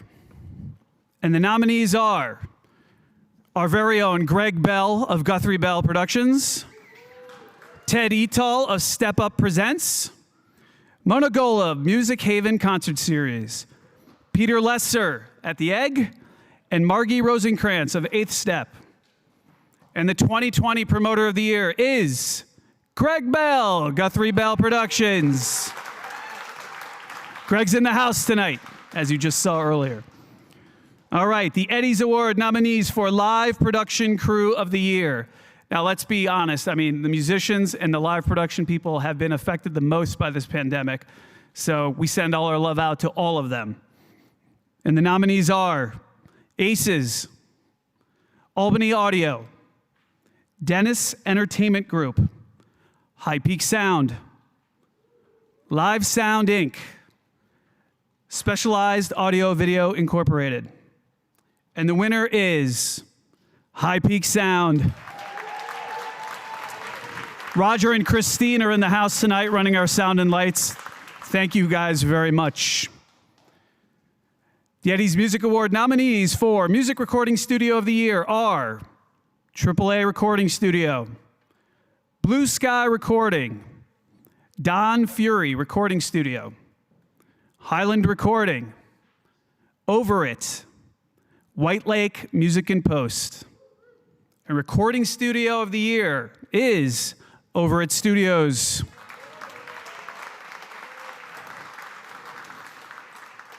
All right, our next category, the nominees for Record Label of the Year are Albany Records, Cacophony Records, Equal Vision, 5 Kill Records, Magnetic Eye Records, and Upstate Records. The winner of the 2020 Record Label of the Year is 5 Kill Records.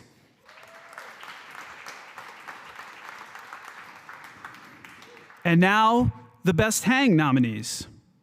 The places, again, we all go to hang out when we're not on stage. And the nominees are Chrome, Desperate Annie's, The Low Beat, O-Bar, Old English Pub, and Speakeasy 518. And the winner is The Low Beat.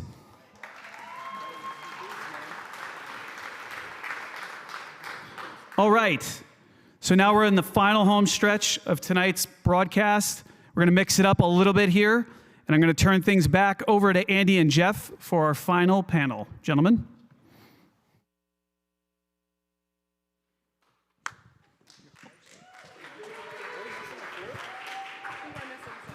Sorry, Andy wanted to play hopscotch over there for some reason. We were playing cards.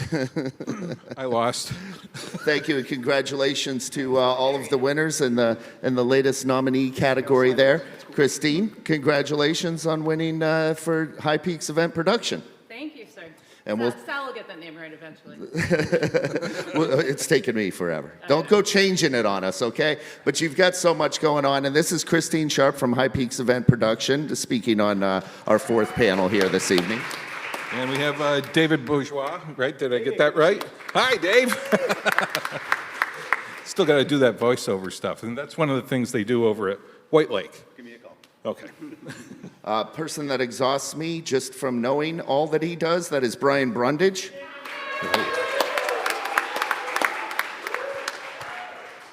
And last but not least is Mark Norfolk, a sound engineer.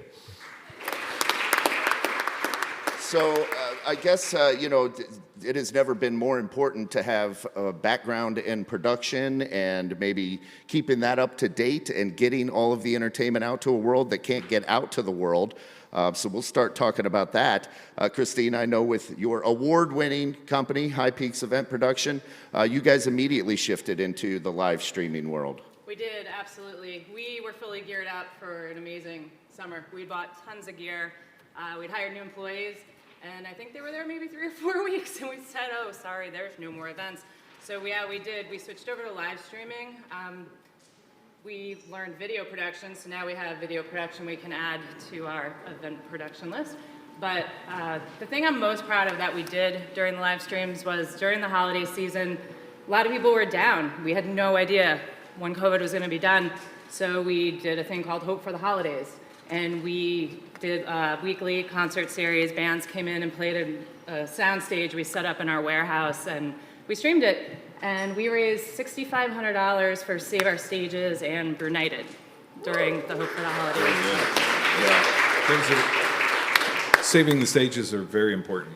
Right, absolutely. And it's really been kind of amazing because I would have thought the opposite would happen. I guess I'm just a curmudgeon, that people don't have money, people aren't in good moods, aren't going to, but it seems like people have been donating to these streams, and hopefully you can tonight as well so the artists can get paid. Yep. But it really makes you feel good about the world. Absolutely. Yeah. For you, Brian, what changed? What's Everything. the big... What didn't change, I guess, is really the question. I was working here for 8 weeks. I helped open this venue, from the end of construction into 3 shows, and we closed. So luckily for me, unemployment came fast, so I was able to still pay bills. But you know, as everybody knows who's on unemployment right now, is an up and down thing this whole year. So for me, a lot of diversification. You know, Over It, I was doing stuff there. I've worked for Over It Studios for the last 5 years, on and off. So they're basically like family to me. So I've done a bunch of studio sessions there. I built a bunch of baffles for their live room and hung those on the ceiling. I've been like mixing and mastering records all year. Been working with Youth Effects, which is a great STEM school out of downtown Albany that does like film production stuff. Doing like a lot of post audio for that. So I saw a lot of work come in that I hadn't seen because I was so busy doing, you know, playing weddings, playing gigs, playing trombone, playing jazz, running a live venue, you know. So plus everybody was, you know, not doing anything. They wanted to create content. So got a lot of phone calls just working out of my house, you know, sitting in sweatpants and a hoodie all year, just mixing stuff, which is kind of nice, you know. But, you know, at the same time, it's really sad when you can't go out and see other humans. So absolutely, yeah. David, you took your skills and your facilities and hit the ground running. Well, boy, did I? I thought so. I saw a lot of stuff you were involved in going on right away. We were, you know, for musicians, but honestly, I'd look around the room here for all of us, you know, promoters and tech people and you guys and Chromoscope Pictures.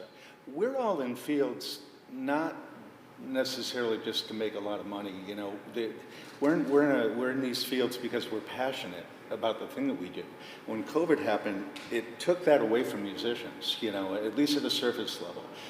So what we found ourselves doing rapidly, because musicians couldn't travel, musicians were uncomfortable coming to a studio, we did a lot of volunteer consulting to help people record at home efficiently. People would send us material they recorded to work on. I do think I wouldn't frame COVID in any way as a positive, obviously. 3 of my staff members lost family members over the process. But it did, I think, for the music scene, it gave us an opportunity to be introspective about our writing. And, you know, maybe we'll have better music next year, you know? Yeah, from what I'm hearing already, I believe that to be true. I'll send you some. All right. Jeff at WEQX stuff. I think you have it. Yes. Andy at EXT. As an engineer, though, how did this, did it really give you a whole new spin to your world, or? Well, it did. Unfortunately for me, I've always been a live guy. I've never been a studio guy. Quite honestly, I find it boring that you can go back and fix it. I want one take. I want that take to be perfect. So there wasn't a lot for me that I could transform into. I had tried the studio years ago, actually did a recording session in a great recording studio as an assistant engineer and was bored out of my mind. I was there for like 3 days and it was just like, you know, pulling my hair out. So it changed drastically for me from doing 4 or 5 nights a week. I was the house audio person for 3 years at Rivers Casino. So a lot of these local bands came through there. It changed drastically. And I live out in the mountains in the middle of nowhere, and everything just kind of went away in my world. I'm also a union stagehand. We're starting to see union calls come back. I did a television NCAA call a couple of weeks ago. There's a call at the Times Union Center coming up. So we're starting to see the industry come back. You know, and I'm seeing around the area, clubs are starting to have bands again. There's, you know, Frog Alley and Wicked. So there's hope. You can see it on the horizon. And the way the restrictions are changing daily, everything's loosening up, and it looks like, you know, we're getting closer to a normal that we haven't seen in over a year. Yeah, I'm not sure if it's a normal, but a norm that we can go with. Yeah, when we're talking about that also, the people that see shows sometimes don't really realize what goes on behind the scenes to make that show really great. And those are the people that really probably took the biggest hit, I think. Just as you said, if you're doing live shows and that's what you do, there wasn't any of that. Yeah. But there was some bouncing for other people. So it's important to turn it back around for those. Yeah, so in general, Brian, what do you see having learned from this experience? I hope it never happens again. That's what I've learned, you know. I hope we can all, I think Alex Torres really brought up the most integral part of the whole year for everyone, you know, artists aside, like mental health for every human. Yeah. Like, it's so crazy, you know, like checking in with people. I think just what I learned from it is taking a step back, because I've been so busy, as you said, you know, like in prior years, just going and going, doing all these gigs, you know, like, I don't know how many gigs I've done in a year. I don't keep count, you know. Sometimes I play 2-3 gigs in a day, you know what I mean? You don't have time for other people, like your family, your friends, you know, and it's not like you're malicious about it. It's just that's your work. So taking a step back and like really understanding like, hey, I need to focus on myself and my mental health and my partner and my friends and my family. I think that is kind of the biggest takeaway I take from it, is that aspect of it, you know? Right. And like as far as like diversifying your work, I've been doing that since the get-go, you know, being like a DIY guy, you know?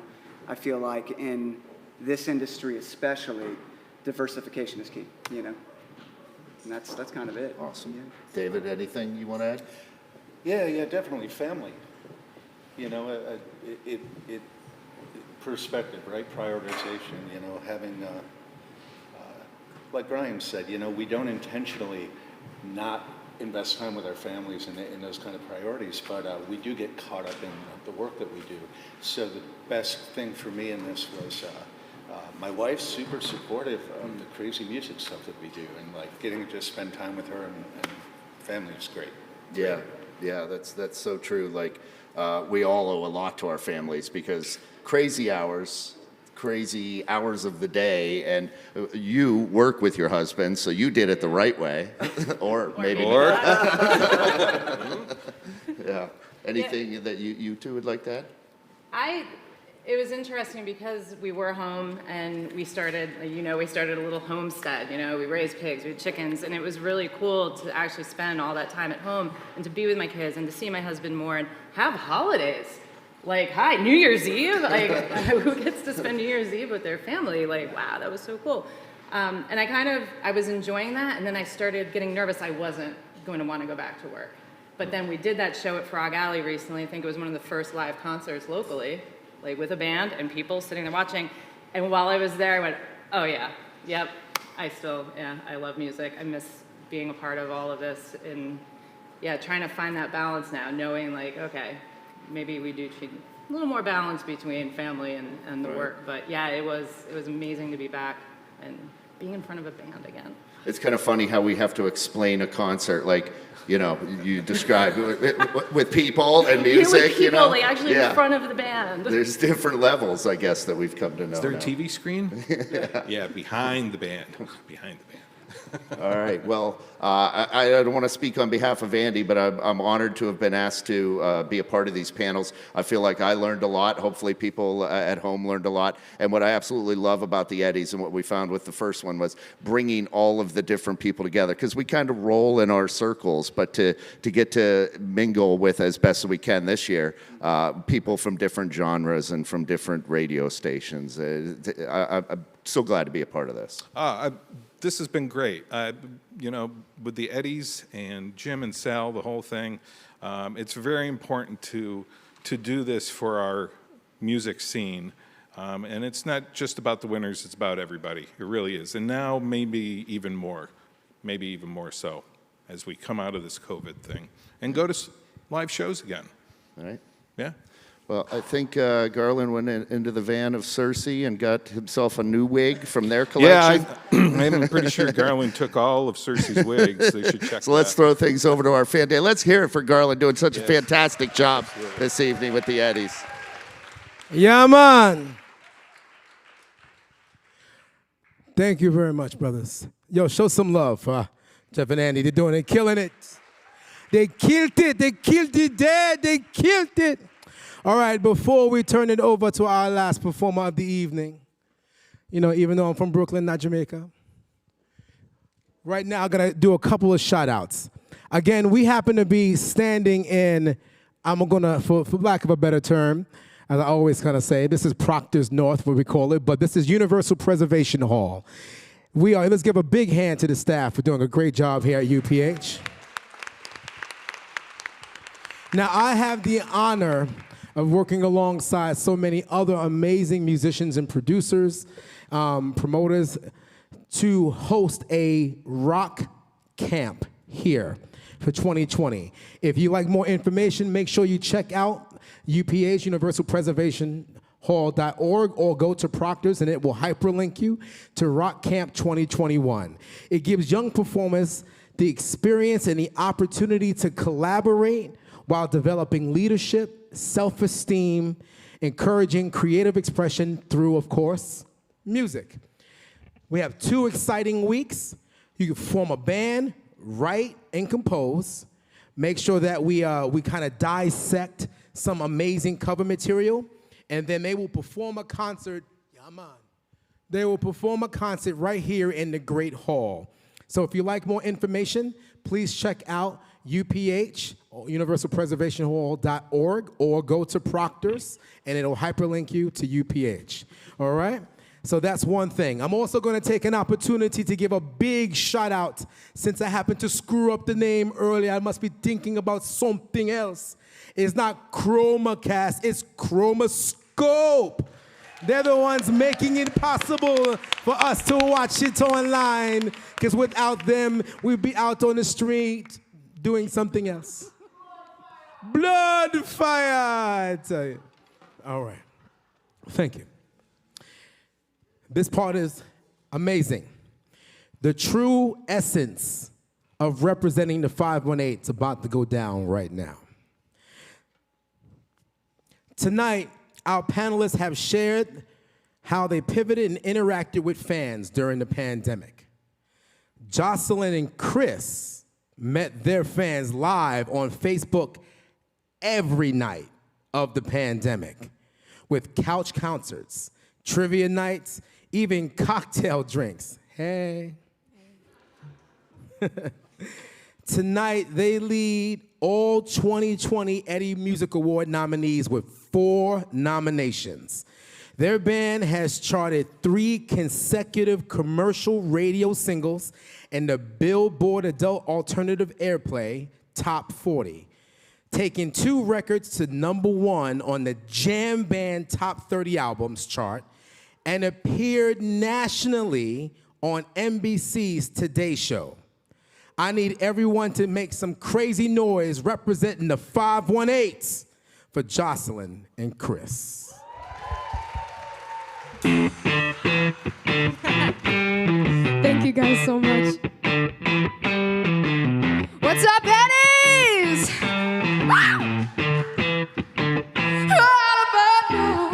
You got me thinking it through, talking about the who, what, where, when, why, and the how. Yeah, I've been coming unglued. What's the use? Right about now, I don't know how I can take the heartache, and you've been showing up right on cue. But God, I hope I'm right about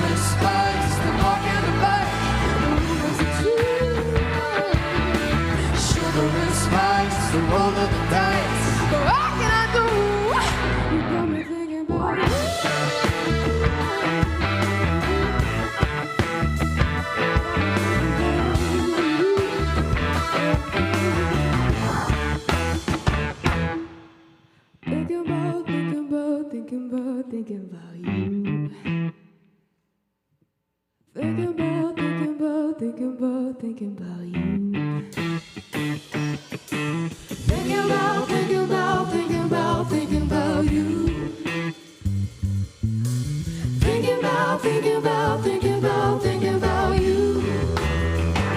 I try not to sweat it, it's getting harder to get it. The needle gets dropped, gets lost in the air. You say that it'll work out right like sugar and spice, but it's tic-tac-toe, touch and go. Oh, for sure I know that it'll work out right, just like sugar and spice. Sugar and spice, it would be nice if we could agree.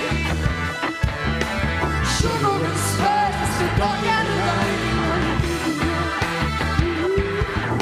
Sugar and spice, the dark and the light. Sugar and spice, the roll of the dice.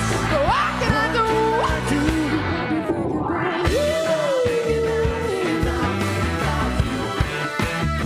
You got me thinking about you.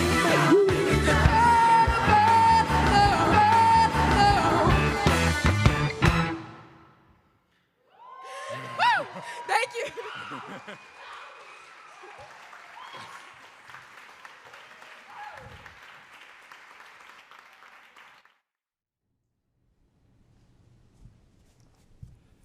What's going on, brothers and sisters?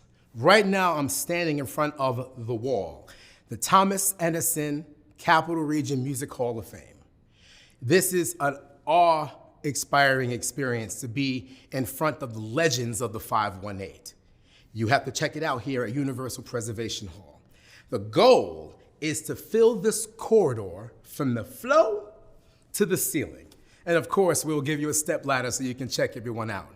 Represented on these walls, you have people from the performing arts, venues, promoters, DJs, music journalists, so on and so forth.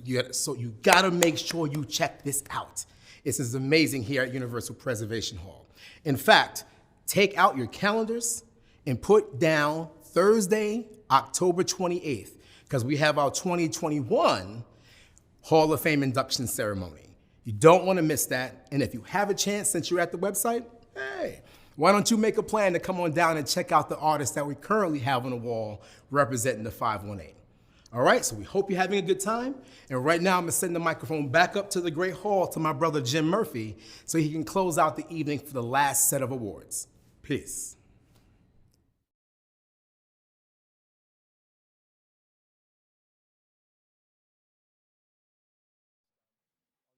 Back on the stage and kind of get a group picture as we go out. Ready? Before we announce the final awards tonight, Sal and I want to take a moment and thank everybody. As Andy said, with Eddie's Music Awards, we're trying to build a community, and we want to thank everybody who came tonight. It's been great to get together and to see faces and to share stories. We also want to thank everybody who tuned in. And we also want to thank those who tuned in who have given to our artists through text to give. I'm going to say that number. I know Garland just said it. Eddie's to 41444. If you've been holding out, please give now. And if you're watching this later in a later broadcast, please feel free to donate then. We'll make sure the money gets to them. Special thank you to the performers tonight, Marty Wendell, Chris and Jocelyn. The song that you just heard, Sugar and Spice, is their next single, and we got to hear it live tonight. It's the first time it's been performed that way. Promise the Unbreakable, who is incredible and unforgettable. And of course, the man in the middle of this musical three-ring circus, Garland Nelson. Thank you.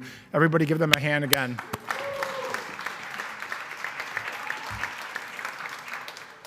You know, it takes a village to pull something like this off. It also takes a little bit of money, so we want to thank Key Bank for underwriting tonight's show.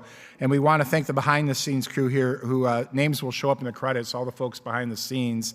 And kudos to Chromoscope. I'm glad Garland finally got your name right, and you made us all look great, and thank you. And now to our final categories for the evening. The 2020 nominees for Alt Indie Artist of the Year are the Abysmals, Candy Ambulance, Greens, La Vida, Pony and the Pancake, and Sky Furrows. And the Alt Indie Artist of the Year is Candy Ambulance.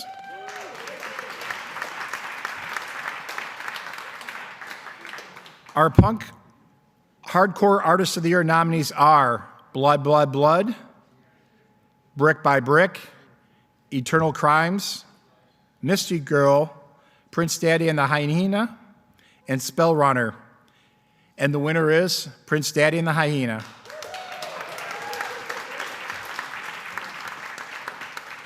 The 2020 Eddie's Music Awards nominees for Metal Hard Rock Artist of the Year are Black Electric, The Clay People, Dirt Church, Drug Church, Grease Fire, and Johnny Booth. And the Metal Hard Rock Artist of the Year is The Clay People.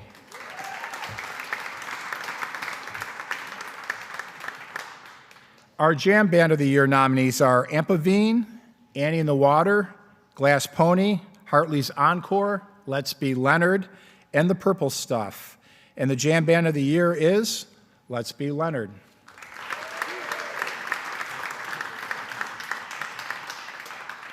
Next up are the 2020 Eddie's Music Award nominees for Blues Artist of the Year.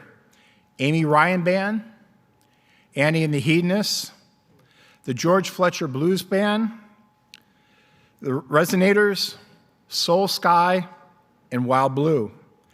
And the Blues Artist of the Year is Annie and the Hedonists.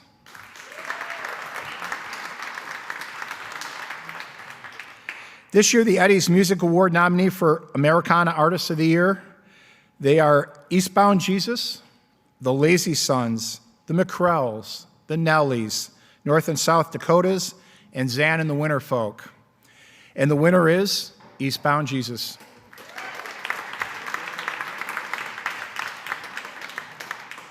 Nominees for the Folk Traditional Artist of the Year are Drank the Gold, the Lost Radio Rounders, Michael Jarling, John Kirk and Trish Miller, The Sea, and Bob Warren. And the Folk Traditional Artist of the Year is The Sea.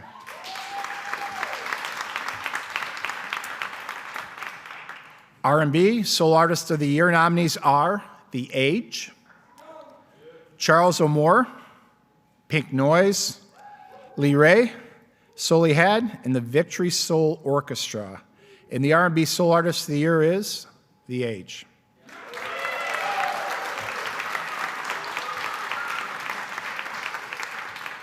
The 2020 Eddie's nominees for Country Bluegrass Artist of the Year, Blind Crow, Dire Switch Band, Jim Gaudette and the Railroad Boys, the Gibson Brothers, Three Quarters North, and Marty Wendell.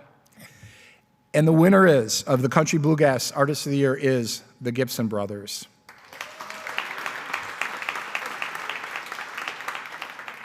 Our nominees for Solo Duo Artist of the Year are The Age, Jocelyn and Chris, Taina Seeley, The Parlor, Sean Rowe, The Sea, and the winner is Jocelyn and Chris.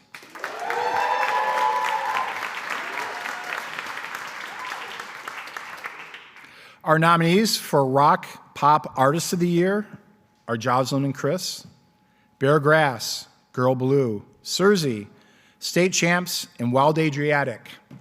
And the winner is Girl Blue.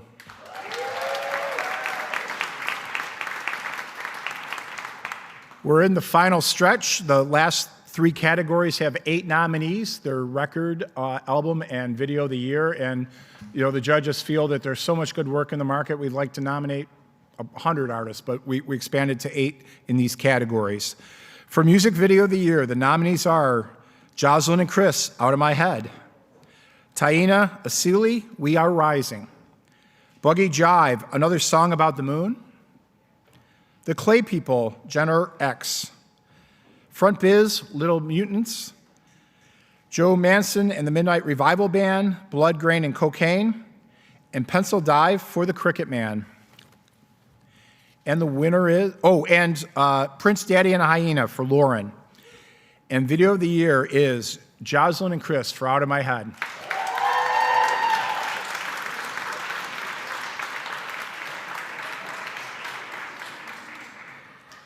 The record of the year nominees are Brother Hemlock for Good Old Days, TJ Foster for You Are the Future, the Gibson Brothers, Cool Drink of Water, Honey Slider, Ghost Lighting, Charles O'Moore, 19 and 1, Sam Reed featuring the Heavenly Echoes, Prophet, David Tayo, Long Way Home, Madison Vanberg, What I'm Looking For.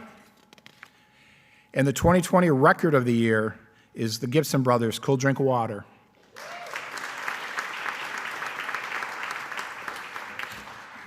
The final category is Album of the Year. Taina Sealy, Resiliencia. Bright Dog Red, Housed by You. Candy Ambulance, Traumatic. The Figs, Shady Grove. JB, a.k.a. Dirty Moses, Libations. Jim Gaudette, Real Stories and Other Tall Tales. Prince Daddy and Hyena, Cosmic Thrill Seekers. And the winner is Jocelyn and Chris, The Fun in the Fight.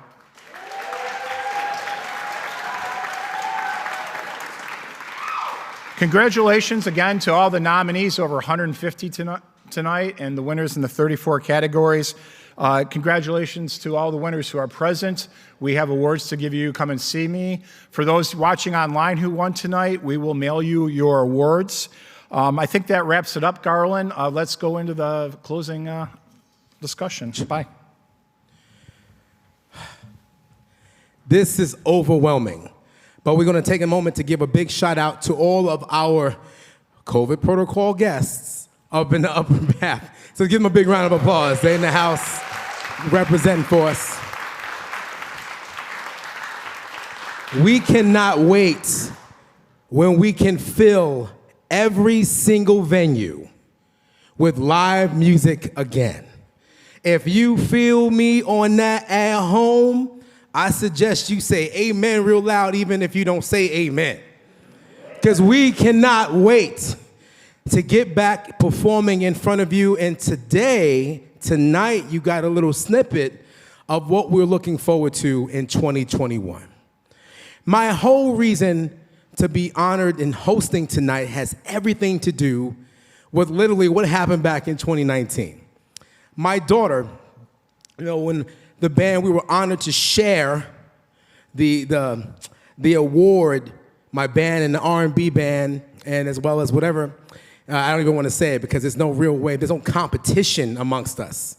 We're all collaborators here. Every single person works really hard. And when my daughter, we went up on the stage together. At the time, she was only 4. Literally, we came back to the seat and she sat down and the rest of the soul session was chilling. And she sat down with the plaque in her lap and she's putting her hands around it. And she said, Dad, we won. And for any of my bandmates, Tony knows I was kind of like, I feel kind of bad about, we're not really competing against each other. And with that one statement, she crystallized as to what the Eddies means to our area. It means that we, as a community, from the performing artists, to the DJs, to the promoters, to the venues, to the production crew, to even when I'm screwing up the names for Chromoscope versus Chromacast, we won. That's what the 518 represents. We are going to put our area on the map. We're going to put the world on notice because we have so many talented people here in the 518. All right, so ladies and gentlemen, let's give a big hand to all of our nominees because we all won. And fellas, do you guys have any unfinished minutes you want to share?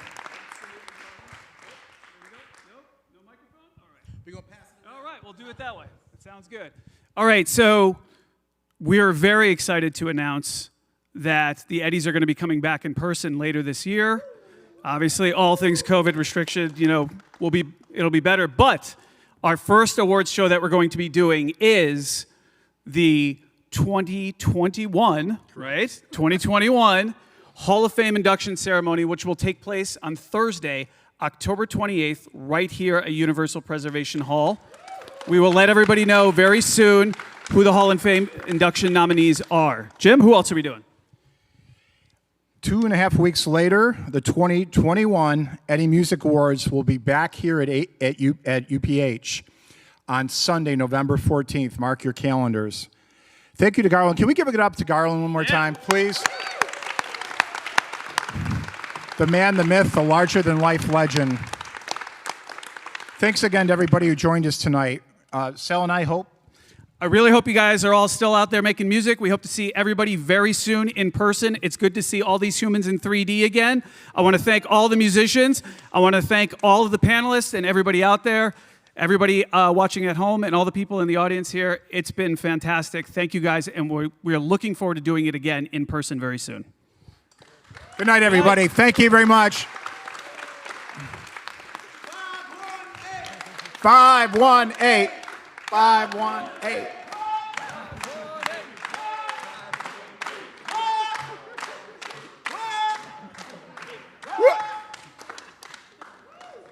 Thanks, everyone. Much appreciated. Get the mask back on here.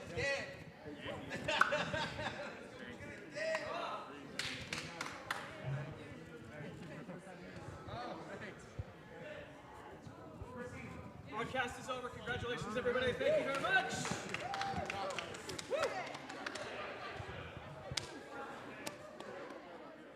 Thanks, Marty. Great. Look forward to the next album. Oh, you guys sounded great. Next time we'll do it with a live audience. Thanks for having me again. It was my pleasure. Seriously, you did a beautiful job tonight. You stick a chance to quit your job. You just need a little more courage and a little bit of faith. It's not that hard. I just want y'all to make it. Grab life by the horns, take it. Don't wait for it. Go get it. You might miss your chance if you are holding up the ball. Just answer the dance to you. You both get involved. Procrastination gon' kill a nation of hopeless romantics. This is a celebration of life's creation and all of its antics. Swaggy, we from the mothership. Don't be acting all aggy, just for the fun of it. Hubris, I think we got enough of it. Victory soul, dirty mo, I'm loving it. I'm in the room with such confidence. They're like, what's wrong with him? Not a damn thing, baby, not a damn thing. We give the room such confidence. They're like, what's wrong with them? Not a damn thing, baby, let them horns say. You gotta shoot your shot. You gotta shoot your shot. You gotta shoot your shot. You gotta shoot your shot. You gotta shoot your shot. You gotta shoot your shot. You gotta shoot your shot. You gotta shoot your shot. You gotta shoot your shot. Go for it. You gotta shoot your shot. Go for it. You gotta shoot your shot. Go for it. You gotta shoot your shot. Go for it. You gotta shoot your shot. Go for it. You gotta shoot your shot. Go for it. You gotta shoot your shot. Go for it. You gotta shoot your shot. Go for it. Go for it. Go for it. Wait for it.